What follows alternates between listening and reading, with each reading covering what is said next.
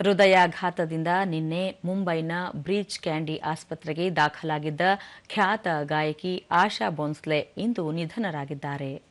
ಅವರಿಗೆ 92 ವರ್ಷ ವಯಸ್ಸಾಗಿತ್ತು. ಭಾರತೀಯ ಸಂಗೀತ ಕ್ಷೇತ್ರದಲ್ಲಿ ಅನನ್ಯ ಸಾಧಕರಾಗಿ ಗುರುತಿಸಿಕೊಂಡಿದ್ದ ಅವರು ಸೆಪ್ಟೆಂಬರ್ 8, 1933ರಲ್ಲಿ ಜನಿಸಿದ್ದರು. ಸುಮಾರು 1,000 ಬಾಲಿವುಡ್ ಚಿತ್ರಗಳಿಗೆ ಹಿನ್ನೆಲೆ ಗಾಯನವನ್ನು ನೀಡಿದ್ದ ಅವರು ಅನೇಕ ಖಾಸಗಿ ಆಲ್ಬಂಗಳ ಮೂಲಕವೂ ಗಮನ ಸೆಳೆದಿದ್ದರು. ಭಾರತ ರತ್ನ ಲತಾ ಮಂಗೇಶ್ಕರ್ ಅವರ ಸಹೋದರಿಯಾಗಿದ್ದ ಆಶಾ ಭೋಂಸ್ಲೆ ಚಲನಚಿತ್ರ ಸಂಗೀತ, ಗಜಲ್, ಭಜನ್ಸ್, ಭಾರತೀಯ ಸಾಂಪ್ರದಾಯಿಕ ಶಾಸ್ತ್ರೀಯ ಸಂಗೀತ ಸೇರಿದಂತೆ ವಿವಿಧ ಪ್ರಾಕಾರಗಳಲ್ಲಿ ತಮ್ಮ ಪ್ರತಿಭೆಯನ್ನು ಅನಾವರಣಗೊಳಿಸಿದ್ದರು. ಹಿಂದಿ, ಉರ್ದು, ತೆಲುಗು, ಕನ್ನಡ, ಮರಾಠಿ, ಬೆಂಗಾಲಿ ಸೇರಿದಂತೆ ಸುಮಾರು 18 ಭಾಷೆಗಳಲ್ಲಿ ಅವರು ಹಾಡುಗಳನ್ನು ಹಾಡಿದ್ದಾರೆ.